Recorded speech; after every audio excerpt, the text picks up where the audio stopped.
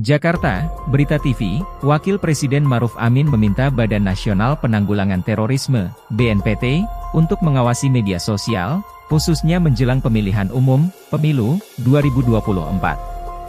Pasalnya, kata dia, gerakan radikal terorisme berpotensi tumbuh menjelang pemilu.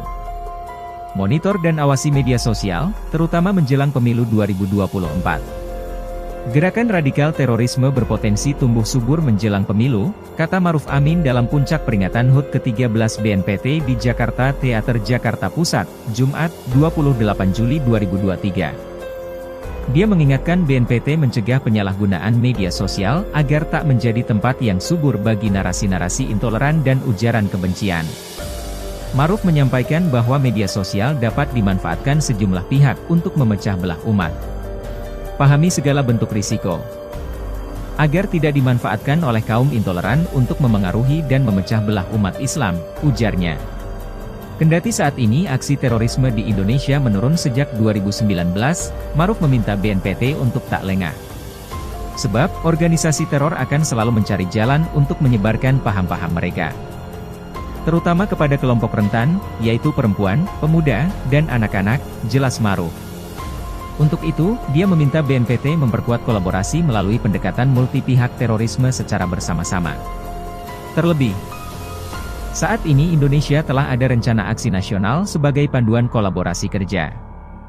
Teruskan langkah-langkah kontraradikalisasi untuk menangkal berkembangnya paham radikal dan juga deradikalisasi untuk mengembalikan mereka yang sudah terpapar dengan bekerja sama dengan semua kementerian dan lembaga, tutur dia.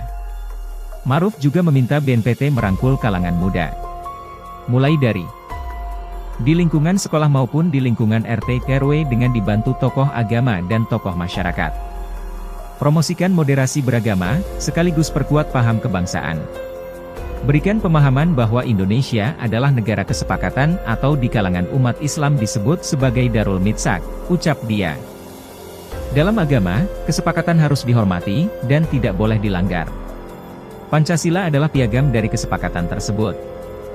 Dan kita sudah membuktikan bahwa Indonesia mampu tetap bersatu teguh, ketika negara-negara lain dilanda perang saudara, sambung Maruf. Saya minta BNPT beserta seluruh pemangku kepentingan dapat menindaklanjuti beberapa hal. Pertama, perkuat kolaborasi melalui pendekatan multi-pihak. Tangkal terorisme secara berjamaah atau dilakukan secara bersama-sama. Kita telah memiliki rencana aksi nasional sebagai panduan kolaborasi kerja. Dan teruskan langkah-langkah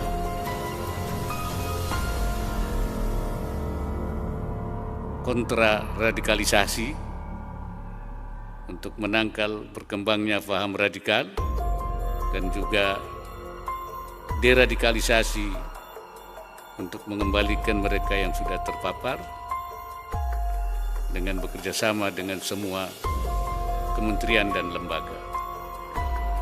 Kedua, rangkul kalangan muda baik di lingkungan sekolah maupun di lingkungan RT RW dengan dibantu tokoh agama dan tokoh masyarakat.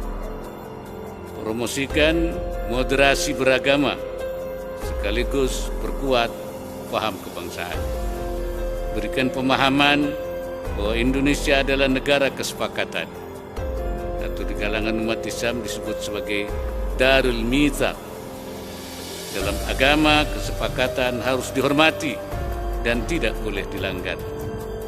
Pancasila adalah piagam dari kesepakatan tersebut, dan kita sudah membuktikan bahwa Indonesia mampu tetap bersatu teguh ketika negara-negara lain dilanda perang saudara. Terakhir, monitor dan awasi media sosial, terutama menjelang pemilu 2024. Gerakan radikal terorisme berpotensi tumbuh subur menjelang pemilu. Pahami segala bentuk risiko agar tidak dimanfaatkan oleh kaum toleran untuk mempengaruhi dan mencegah dan memecah belah umat Islam. cegah penyalahgunaan media sosial agar tidak menjadi tempat yang subur bagi narasi-narasi intoleran dan ujaran kebencian. Hadirin yang saya hormati, sekali lagi saya mengucapkan selamat ulang tahun ke-13 Badan Nasional Penanggulangan Terorisme. Jadilah pengawal keutuhan NKRI yang senantiasa hadir di tengah keberagaman. Semoga BNPT semakin solid dan profesional dalam menjalankan amanahnya menjaga Bhinneka Tunggal Ika menuju Indonesia emas.